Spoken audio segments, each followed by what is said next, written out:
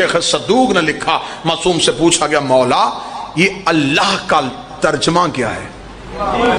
مجالس کا موضوع اور بنیاد میں نے اللہ کے قرآن سے ایک سورہ رکھی ہے جس کا نام ہے سورہ اعلیٰ۔ اس سورت میں علی کا راز ہے جو راز آپ کے سامنے میں پڑھنا چاہوں۔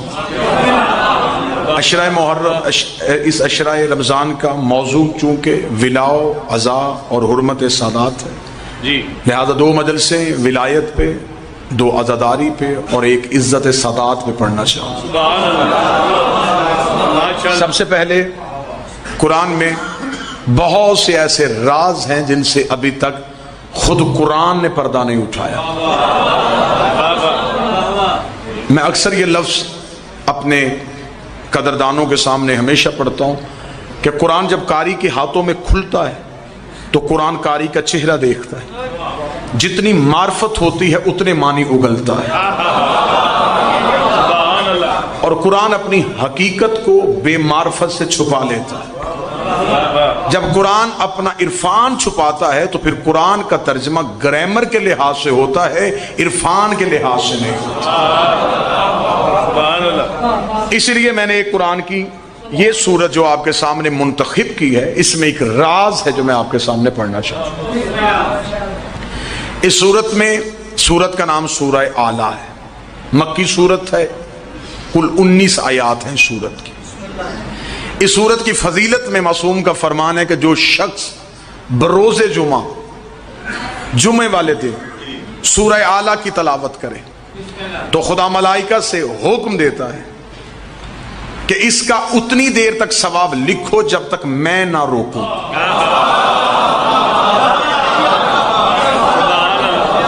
اس کا ثواب اتنی دیر تک تحریر کرتے رہنا جب تک میں خدا خود نہ روکوں۔ صدقے اور معصوم فرماتے کہ جب اگلی جمعہ پھر وہ سورہ اعلیٰ کی تلاوت کرتا ہے تو ملائکہ کہتے پروردگار اب کیا حکم ہے؟ ابھی تو پچھلا ثواب ہی نہ لکھا گیا تھا، اس نے پھر سورت کی تلاوت کر دی۔ آواز ربوبیت آتا ہے تم صرف اتنا لکھو کہ اس نے پڑھی، شمار میں قیامت والے دن کرو۔ یعنی کہ معصوم نے استعارہ دیا کہ اس سے مراد یہ ہے کہ اس کا ثواب شمار میں آ ہی نہیں سکتا۔ سب ہے اسم ربک الاعلیٰ، تسبیح کر اپنے رب کے اسم کی جو اعلیٰ ہے۔ عزت والے چہرے، معرفت والے چہرے، تسبیح کر اپنے رب کے اس اسم کی جو اعلیٰ ہے۔ اس کا مطلب ہے کہ یہاں دو تذکرے ہو رہے ہیں، رب کا ذکر علیحدہ ہو رہا ہے، اسم کا ذکر علیحدہ ہو رہا ہے۔ تسبیح کر اپنے رب کے اس اسم کی جو اعلیٰ ہے۔ الذی خلق فسوی، وہ اسم وہ ہے جو پہلے خلق کرتا ہے پھر سنوارتا ہے۔ ابھی میں صرف قرآن کا ترجمہ پڑھ رہا ہوں، اس کی تسبیح کر اس اسم کی جو اعلیٰ ہے، اور اس اسم کے ہاتھ صفت کیا پائی جاتی ہے؟ وہ پہلے خلق کرتا ہے بسم اللہ پھر سنوارتا ہے۔ آج موضوع صرف انہی دو آیتوں پہ رکے گا اور میں کوشش کروں گا جتنی جلدی ہو سکے انہی دو پہ آپ کو نتیجہ دے سکے۔ قرآن کا جو ابتدائیہ ہے، جو آغاز ہو رہا ہے، وہ آغاز ہو رہا ہے بسم اللہ الرحمن الرحیم سے۔ اس کا ترجمہ آپ تاج کمپنی کے چھپے قرآن سے لے کے جہاں تک چلے جائیں ترجمہ آپ کو یہی ملے گا، شروع کرتا ہوں اللہ کے نام سے جو رحمان اور رحیم ہے۔ میں طالب علم ہوں، 4 مجلسوں میں اور آؤں گا، اس کے علاوہ تلاگنگ میرا گھر ہے، میں جب بھی آؤں مجھے آج تک اس حقیقت کا کھوج نہیں لگ سکا کہ شروع کس کا ترجمہ ہے۔ بسم اللہ الرحمن الرحیم میں یہ جو شروع ہے یہ کس لفظ کا ترجمہ ہے؟ اگر میں اس کو صرف حرف پڑھوں، بسم اللہ، با کو ہٹا دیا جائے، اس نام اللہ، اللہ کا، الرحمن جو رحمان ہے اور رحیم ہے۔ اہل علم آپ تشریف فرما ہیں، اس میں کوئی ایک حرف ایسا نہیں آیا جس سے مراد شروع لیا جا سکے۔ ایک حرف علیحدہ ہوا ہے جسے با کہا گیا ہے. وہ عربی زبان والے کہتے وہ با استعانت کی ہوتی ہے، مدد کی ہوتی ہے. اگر استعانت کے ساتھ ترجمہ کیا جائے تو پھر ترجمہ یہ بنے گا مدد ہے اس اللہ کے اسم کی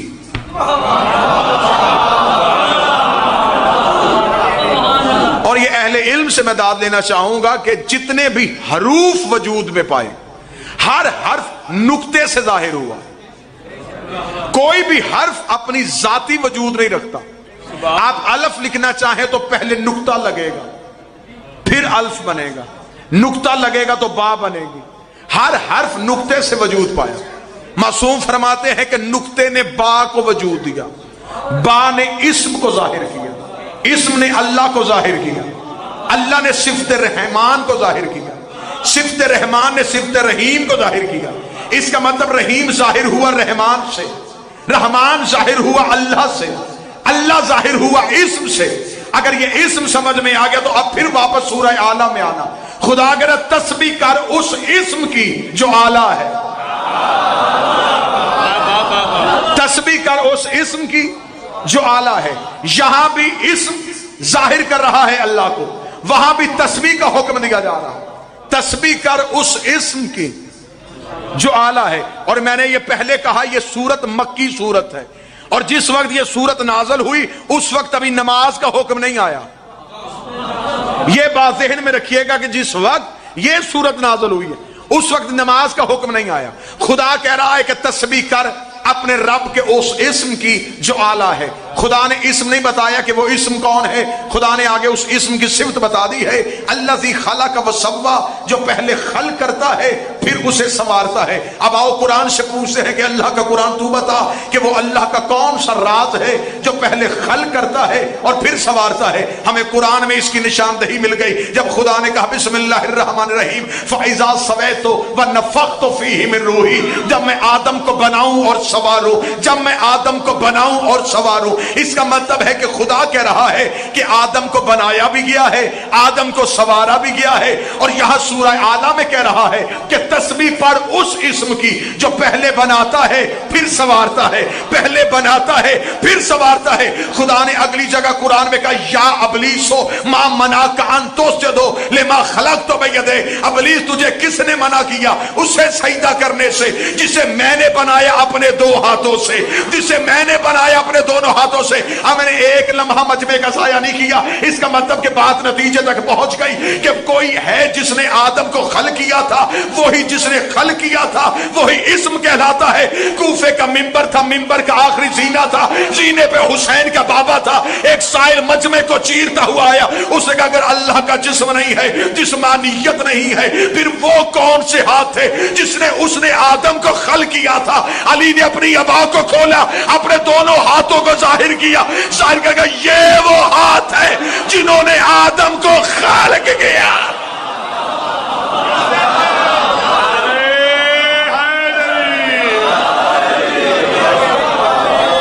یہ ہے وہ ہاتھ.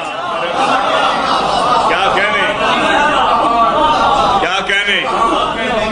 صرف آیت کا تعاقب آیت کے ذریعے سے کریں، آیت کا پیچھا آیت کے ذریعے سے کریں. تسبیح کر اپنے رب کے اسم کی جو اعلیٰ ہے. الذی خلق فسوی، جو پہلے خلق کرتا ہے سبحان اللہ پھر سنوارتا ہے. خدا کہتا ہے کہ آدم کو پہلے خلق کیا گیا پھر سنوارا گیا.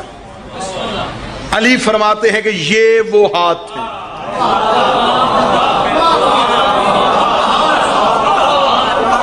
جنہوں نے بنایا.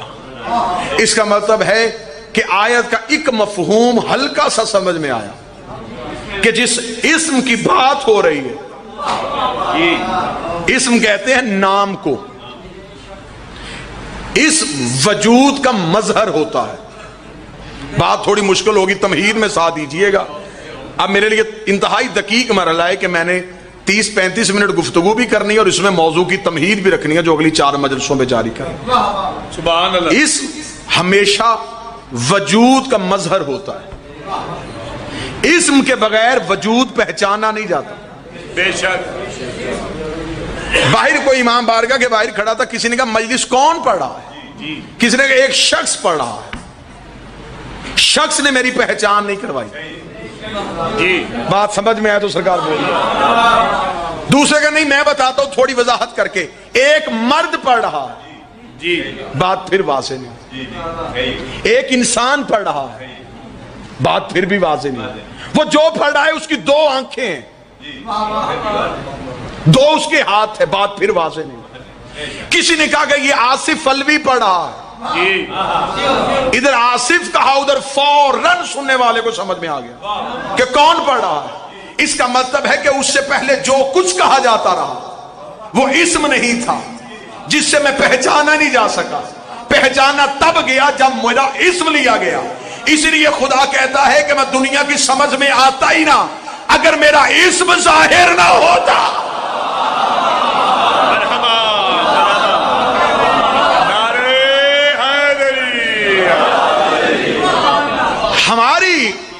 ہمارا قصور صرف یہ ہے، ہم اسم کو اللہ نہیں کہتے، لیکن ہم کہتے ہیں کہ اسم مظہر وجود ہے۔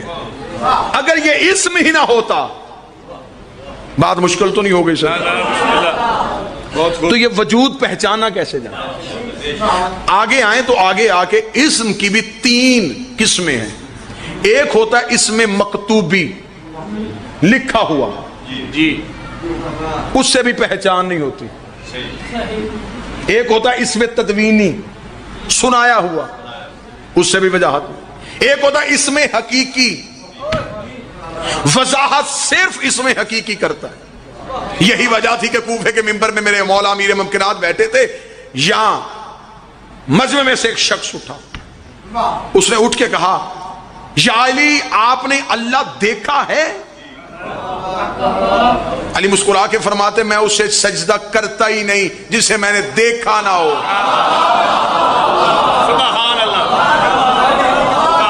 بات آسان کر دیتا ہوں، بعض لوگوں کو یہ ہوگا کہ یہ کہاں سے بڑھا گیا۔ دعائے عرفہ تو مفاتی میں لکھی ہے نا، دعائے عرفہ میں خود امام حسین علیہ السلام کہتے ہیں اندھی ہو جائیں وہ آنکھیں جس نے تجھے نہ دیکھا ہو۔ حسین بد دعا دے رہا ہے، حسین کہہ رہا ہے اندھی ہو جائیں وہ آنکھیں جس نے تجھے نہ دیکھا ہو۔ علی فرماتے میں اسے سجدہ کرتا ہی نہیں جسے میں نے دیکھا نہ ہو۔ اس نے کہا مولا اگر اسے تو نے دیکھا ہے تو چل تو ہی ہمیں بتا دے کہ وہ کیسا ہوتا ہے۔ علی نے مسکرا کے فرمایا تیرے ظرف کے مطابق بتاؤں یا حقیقت میں بتاؤں؟ اسے کہا حقیقت سنا۔ علی مسکرا کے فرماتے تو کوئی موسیٰ ہے؟ ہائے ہائے، تو حقیقت سننا چاہتا ہے، تو تجلی بھی برداشت نہیں کر سکتا، تو کوئی موسیٰ ہے؟ اسے کہا مولا پھر میرے ظرف کے مطابق بتائیں کہ وہ کیسا ہے۔ اللہ نے فرمایا تیرے لیے اتنا ہی کافی ہے کہ ایسا ہے۔ اب چہروں پہ مجھے ولایت علی کی مسکراہٹ چاہیے۔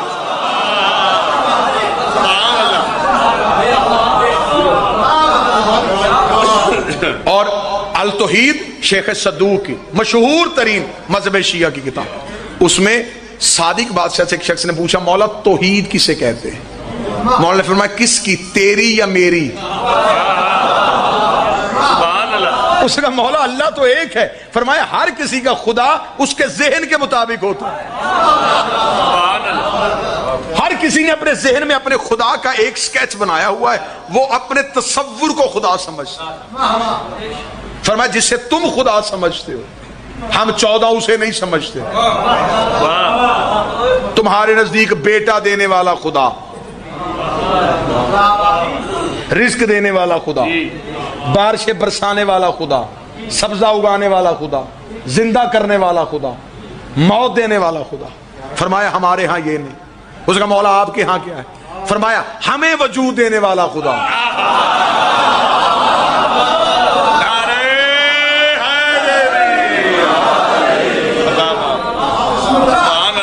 بات مشکل تو نہیں ہو رہی سر؟ تسبیح کر، سرکار حق ادا ہو رہا ہے، تسبیح کر اپنے رب کے اسم۔ سبحان اللہ۔ اس کا مطلب کہ کوئی رب کا اسم ہے جو اسم اعلیٰ ہے۔ مولوی کہتا ہے کہ اللہ کے 99 نام ہیں، 1000 تو جوشن غبیر میں ہے،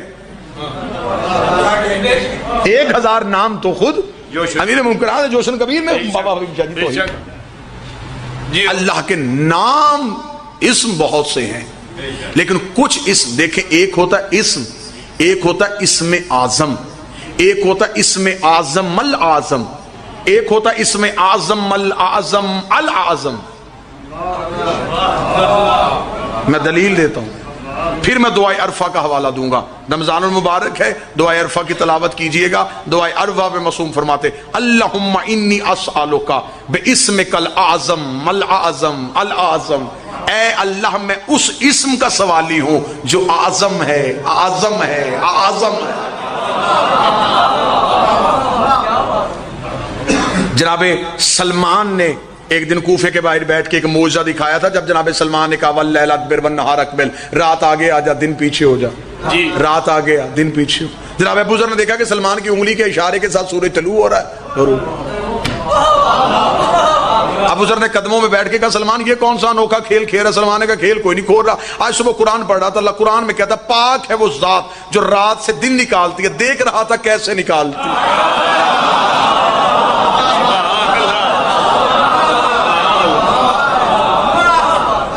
اتنا کہنا تھا۔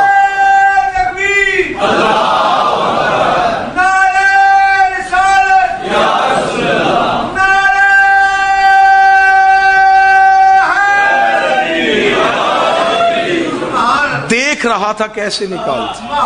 جناب ابو ذر دوڑے ہوئے مولا کے پاس ہے، مولا باغ میں بیٹھے تھے، مولا کے قدموں میں ابو ذر بیٹھ کے لگا مولا یہ سلمان کیا کر رہا ہے؟ یہ سلمان کے پاس کون سا اسم اعظم ہے؟ جملہ سننا جنہیں ولایت علی میں جھومنا ہے۔ جب ابو ذر نے کہا مولا سلمان کے پاس کون سا اسم اعظم ہے؟ علی زیر اللہ مسکرا کے فرمایا ابو ذر تجھے نہیں پتا، سلمان کو ہماری محبت نے اسم اعظم کر دیا۔ سلمان کے پاس اسم اعظم نہیں، ہماری محبت نے اسے خود اسم اعظم کر دیا۔ یہی تو وجہ تھی نا۔ جب میں یہاں پہ ایک اور بڑا چھوٹا سا واقعہ یہیں پہ کوٹ کر دیتا ہوں۔ جب مامون سمندری سفر پہ گیا تھا اور اس نے اپنے نوکر سے کہا کہ امام رضا علیہ السلام سے کوئی تعویذ لکھوا کے لے کے آ، اس کا نوکر جب آیا تو دروازے پہ آیا، دروازے پہ جناب معروف کرخی کھڑے تھے۔ اس نے کہا معروف مامون نے بھیجا ہے کہ امام سے کہہ کہ کوئی تعویذ لکھ کے دیں، سمندری سفر میں اگر طوفان آئے، مشکل آئے، مصیبت آئے، میں وہ پڑھوں۔ معروف تھوڑی دیر بعد آیا، اس کے ہاتھ میں کاغذ کا ٹکڑا دیا، فرمایا مامون کو کہنا کہ اس دعا کی تلاوت کرے اگر مشکل بنے۔ وہ سپاہی لے کے چلا گیا، اس نے مامون کو دیا، مامون نے جیب میں رکھا۔ سمندری سفر شروع ہوا، وسط میں گئی تھی کشتی، یا طوفان آ گیا، کشتی ڈولی، موت یوں سر پہ نظر آئی، جلدی سے جیب میں سے وہی کاغذ نکالا، جلدی سے دعا پڑھنے لگا۔ اس دعا پہ لکھا تھا میرے اللہ میری کشتی کو بچا، تجھے معروف کرخی کا واسطہ،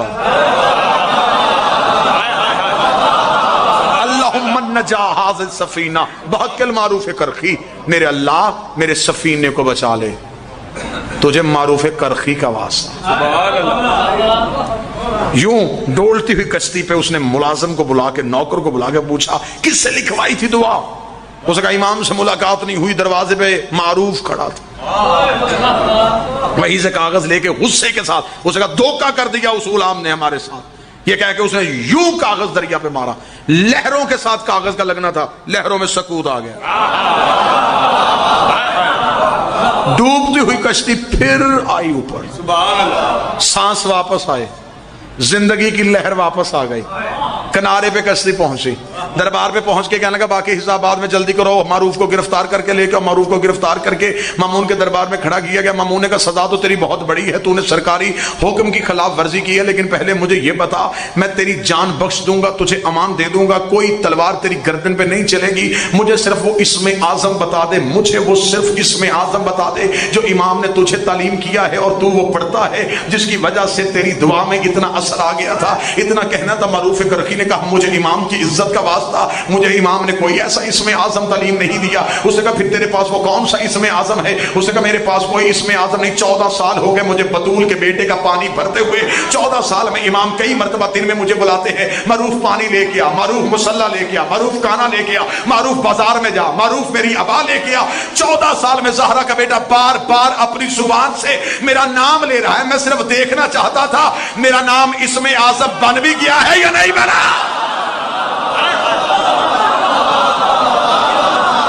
ان کی زبان سے نکل گیا۔ تو جن کے نوکروں کا نام اسم اعظم ہو، یہاں پھر آج کی اس تقریر کا پہلا قیمتی نقطہ بے شک سمجھیے گا، لیکن یہ سمجھیے گا یہ 14 اسم اعظم نہیں، اسمائے حسنہ ہے۔ اکثر لکھا جاتا ہے علی کا نام وہ اسم اعظم ہے، کمبر اسم اعظم ہے، سلمان اسم اعظم ہے۔ 14 اسم اعظم نہیں، اسمائے حسنہ ہے۔ یہی وہ اسم تھے جنہیں پڑھ کے آدم کی توبہ قبول ہوئی تھی۔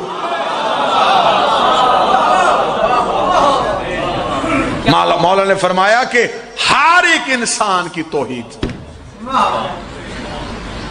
اس کے ذہن کے مطابق۔ آج یہ عظمت توحید کی کمی کی وجہ ہے کہ ہم فضائل علی پڑھتے ہیں اور لوگوں کی توحید خطرے میں چلی جاتی ہے، اس وجہ کہ لوگوں نے اپنے ذہنوں کے مطابق اللہ سوچا ہوا ہے۔ کبھی علی سے اللہ لے کے دیکھنا،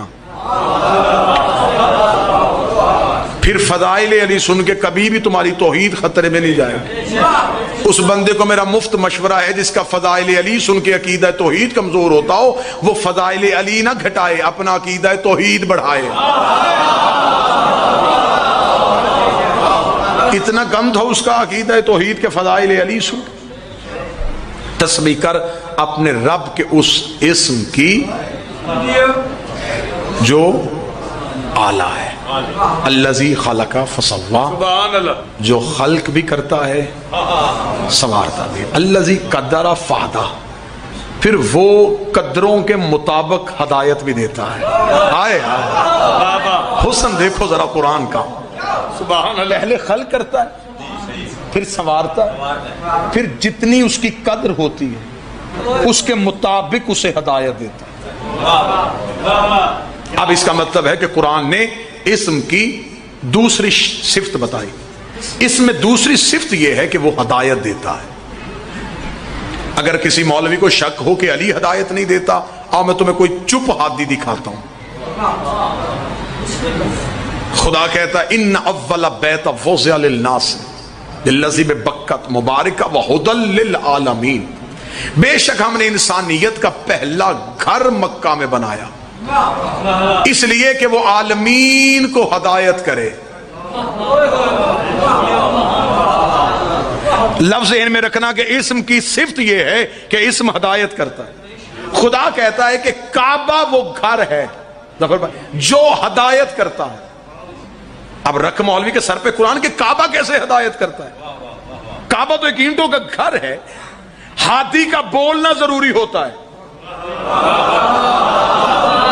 کعبہ چپ رہ کے کیسے ہدایت کرتا ہے؟ خدا کہتا ہے ہدی للعالمین، عالمین کو ہدایت کرتا ہے، صرف مسلمانوں کو نہیں، کل عالمین کو ہدایت کرتا ہے۔ کون؟ کعبہ۔ اللہ کعبہ تو چپ گھر ہے، یہ کیسے ہدایت کرتا ہے؟ اس کی میں مثال دوں گا تاکہ ہر ذہن تک بات پہنچ سکے۔ اکثر ہم نے دیکھا ہے کہ باپ بیٹے کو لے کے بازار سے گزر رہا ہو تو وہ ایک بلڈنگ کی طرف اشارہ کر کے کہتا بیٹا میں اس اسکول سے پڑھا ہوں، پڑھایا اسکول نے نہیں۔ اب تو میں بڑی سادہ مثال دے رہا ہوں، اس اسکول میں کوئی ٹیچر تھا لیکن اشارہ بلڈنگ کی طرف ہوا۔ بندے کہتے جی مجھے اس ہاسپٹل سے شفا ملی ہے، دکھائی بلڈنگ، صحت ڈاکٹر نے دی، شفا کے موجب وہ بنا تھا۔ جی میں نے اس مسجد سے قرآن پڑھا ہے۔ قرآن مسجدیں نہیں پڑھاتی، مسجدوں میں حافظ ہوتے ہیں۔ ہسپتال نبضیں نہیں دیکھتے، ہسپتالوں میں ڈاکٹر ہوتے ہیں۔ سکول علم نہیں دیتے، سکول میں ٹیچر ہوتا ہے۔ کعبہ ہدایت نہیں کرتا، اندر دیکھ اندر کو کوئی ہادی ہوتا، کوئی ہادی ہے جس کی وجہ سے کعبہ ہدایت کی وجہ بنا، یہی وجہ ہے کہ پہلا بھی کعبے میں آیا، آخری بھی کعبے میں آئے گا، پہلا ہادی بھی کعبے میں، دوسرا بھی کعبے میں نازل ہوئے۔ اسم پیدا نہیں ہوتا، اسم وجود کا مظہر ہوتا ہے، جیسے وجود ہے ویسے مظہر ہے۔ یہیں پہ بس آج کی گفتگو یہیں پہ رکے گی، اور انشاءاللہ اس سے اگلی آیات اور پھر ولایت کا ایک خوبصورت جام کل والی گفتگو میں آپ کے سامنے آ جائے گا۔ اسم ہمیشہ وجود کو ظاہر کرتا ہے، سبحان اللہ۔ اس لیے خدا نے قرآن میں کہا لیسا کمثلہ شیء، میری مثل کوئی نہیں، وکمثلہ نوری، لیکن میری نور کی مثل ہے۔ خدا نے کہا کہ میری مثل کوئی نہیں، مثل ہے۔ مثل اور مثل لکھنے میں ایک جیسے ہیں، فرق ہے زیر اور زبر کا، لیکن معنی میں اتنا فرق ہے۔ مثلا میں پھر آسان کرتا ہوں، پھر آسان مثال دیتا ہوں۔ کوئی میری طرح تقریر کرے وہ میری مثل ہے، مثل نہیں۔ میرا بیٹا مجھ جیسا پڑھے وہ میری مثل ہے، مثل نہیں۔ مثل کیا ہے؟ میں آئینے کے سامنے کھڑا ہو جاؤں، یہ جو اندر نظر آ رہا ہے یہ مثل نہیں، یہ مثل ہے۔ یہ میں بھی نہیں، جدا بھی نہیں۔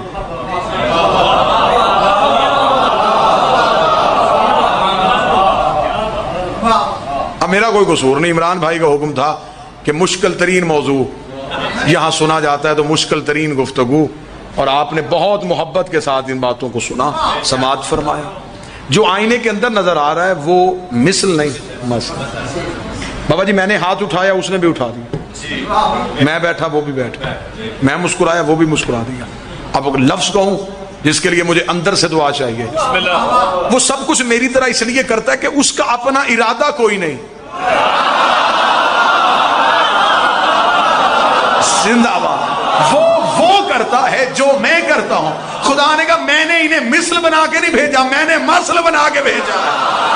ارادہ یہ کرتے ہیں، تکمیل میں کر دیتا ہوں۔ کسی بندے کو شک ہو، قرآن ابھی ممبر پہ لے کے آئے، بسم اللہ سے شروع کرتے ہیں، سینے و ناس تک چلے جاتے ہیں، نبی بولا، خدا نے کہا یہ تو نہیں بولا، تیرے اندر میں بولتا ہوں۔ کنکریاں رسول نے ماری، خدا نے کہا وما رمیت اذ رمیت لیکن اللہ رما، یہ کنکریاں تو نے نہیں پھینکی، یہ کنکریاں میں نے پھینکی ہیں۔ بیعت نبی نے اپنے ہاتھوں پہ کروائی، خدا نے کہا ان کا ہاتھ تیرے ہاتھ پہ نہیں، ان کا ہاتھ اللہ کے ہاتھ پہ تھا۔ اس کا مطلب بولا رسول ہے، اللہ نے کہا میں بولا، کنکر رسول نے پھینکے، خدا نے کہا میں نے پھینکے، بیعت نبی نے کروائی، خدا نے کہا میں نے کروائی۔ یہ خم خدیر پہ جو علی کی ولایت کا اعلان ہوا، یہ رسول نہیں کر رہا، خود خدا کر رہا۔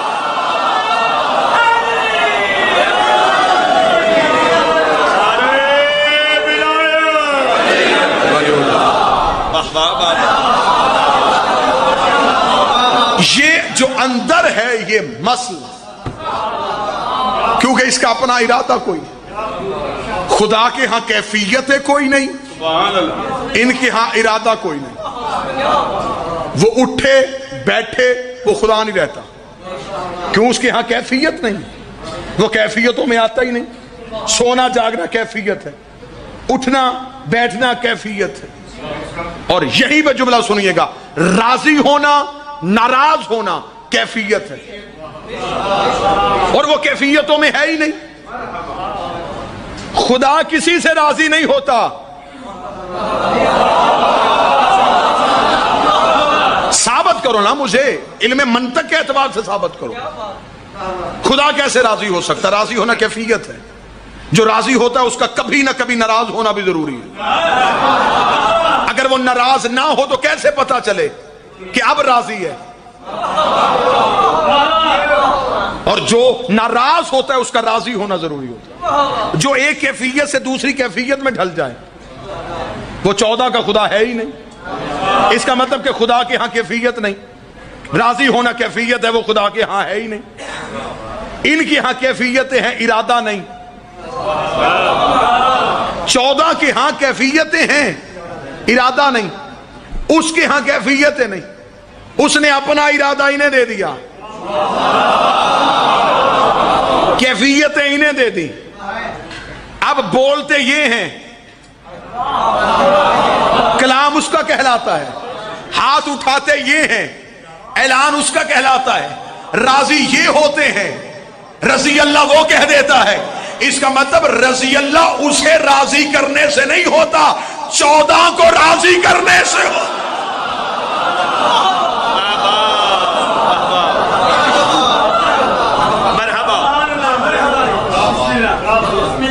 اور التوحید ہی میں شیخ صدوق نے لکھا، معصوم سے پوچھا گیا مولا یہ اللہ کا ترجمہ کیا ہے؟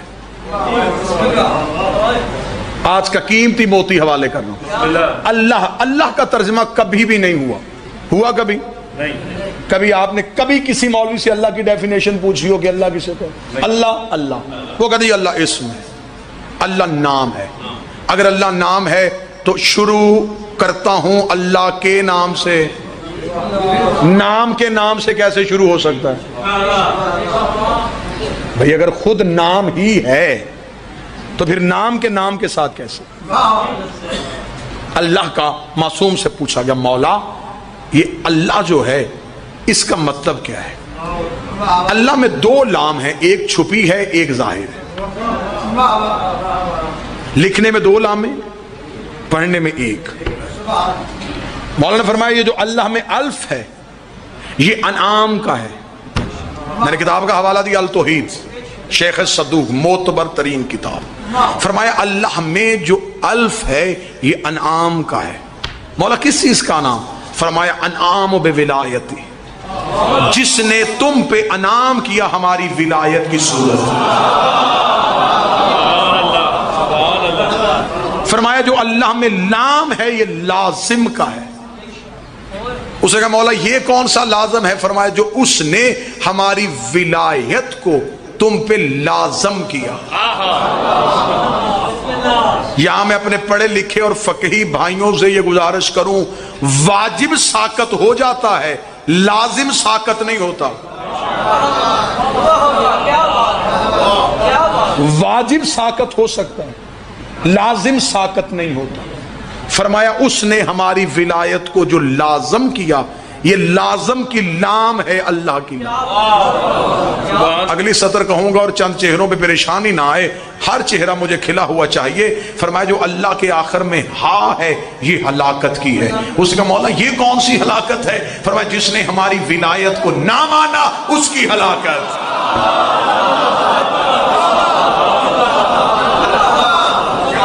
اب جب لفظ اللہ ہی میں ولایت چھپی ہے تو پھر اب اللہ کو عبادت سے کیسے نکالیں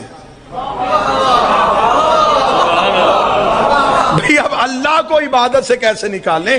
یہی وجہ ہے کہ اس وقت تک نماز قبول نہیں ہوتی جب تک نماز میں بسم اللہ الرحمن الرحیم کی تلاوت۔ ابتدائیہ بھی ولایت سے ہے، اختتامیہ بھی ولایت ہے۔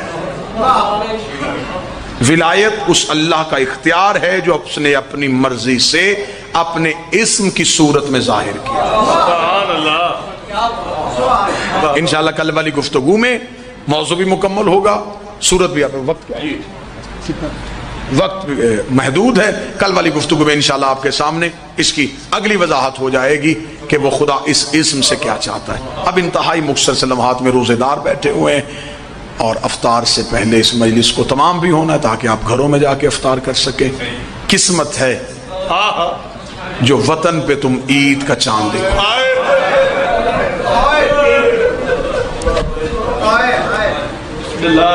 2 وقت ایسے ہوتے ہیں جس وقت میں بیٹیوں کو پیکے بڑے گا۔ منت کروں گا، دنیا کی رسم سمجھنا، رواج سمجھنا، رمضان آئے تو مبارک کہنا لوگوں کا رسم اور رواج بن گیا، لیکن یہ یاد رکھنا اس رمضان میں علی کی بیٹیاں یتیم، اس رمضان میں علی کے درس کے طریقے تبدیل ہوں، اس رمضان میں علی پوچھا کرتے تھے کتنے دن رہ گئے؟ صحابہ پوچھتے تھے یا علی کبھی کسی مہینے میں آپ نے دنوں کا حساب نہیں کیا؟ علی رو کے فرماتے زیادہ گزر گئے تھوڑے رہ گئے۔ اس رمضان کے پورے مہینے میں علی نے داڑھی کو خضاب نہیں کیا۔ نوکر نے آگے بڑھ کے کہا یا علی داڑھی کو خضاب کیوں نہیں کیا؟ فرمایا یہ لہو سے خضاب ہونے والا۔ دو وقت ایسے ہوتے ہیں بیٹیوں کو پیک کے گھر بڑے یاد آتے ہیں، ایک عید والا دن، ایک بیٹیوں کے جنازے۔ بس میں 1 منٹ پڑھوں گا، رسم سمجھنا، معاشرے کی اصلاح سمجھنا، یہی رواج ہے۔ عید آتی ہے، بے شک بھائی ناراض بھی ہو، بیٹی دروازے پہ کھڑی ہو جاتی ہے، نظریں پہ کے گھر کی طرف ہوتی ہیں، عورتیں پوچھتی ہیں کوئی نہیں آیا؟ کبھی نہیں کہتی کہ نہیں روٹھ گئے ہیں مجھ سے، کہتی نہیں وہ بڑے مصروف ہیں۔ کبھی بھی دل سے بھائی کا برا نہیں سوچتی، اندر سے کہہ رہی ہوتی کاش کہیں سے آ جائے۔ عید والے دن بہنوں کو بھائیوں کی بڑی انتظار ہوتی ہے، بیٹیوں کو باپ کی بڑی انتظار ہوتی۔ قسمت محمد کی بیٹیوں کی، مسلمانوں کی 2 عیدیں، سیدوں کی دونوں عیدیں کوفہ کھا گیا۔ اس عید پہ زینب یتیم ہو گئی، اگلی عید پہ لاہور والی بی بی اجڑ گئی۔ دوسرا ہوتا ہے بیٹیوں کا کفن پہ کے لے کے آتے ہیں۔ آخری سطر پڑھوں گا اور میں ممبر چھوڑ دوں گا، مجھے عزت علی کی قسم ہے کہ بے شک پیک کے جتنے بھی غریب ہو، بہن مر جائے، 5 بھائیوں، ہر ایک کی خواہش ہوتی ہے کفن میں لے کے جاؤں گا۔ بڑا کہتا میں نے دینا، مجھے قرآن پڑھاتی رہی ہے۔ دوسرا کہتا میں دوں گا، مجھے انگلی پکڑ کے چلنا سکھاتی رہی ہے۔ تیسرا کہتا میں دوں گا، مجھے ماں بن کے پالا ہے۔ ہر بھائی کی خواہش ہوتی ہے کہ بہن کا کفن میں لے کے جاؤں۔ کوئی سید بیٹھا ہو، میں غیر سید ہوں، میں امتی ہوں، کنیز کا بیٹا ہوں، مجھے جملہ معاف کر دینا۔ قسمت ہے علی کی بیٹی کی، عید والا دن بھی اجڑ گیا۔ اور جب بی بی پہ شام کی پہاڑیوں پہ موت آئی، فضا رو کے کہتی سجاد لا ماں کا غسل کفن دے۔ اتنا جملہ کہنا تھا، سجاد کا جسم کانپا، آواز آئی میرے پاس میری ابا ہے، کفن ہوتا تو سکینہ کرتے کے ساتھ نہ دفناتا۔ یہ جملہ کہنا تھا، بی بی کا نوری محل کانپا، آواز آئی نہ مانگ فضا اور میرا سجاد غریب۔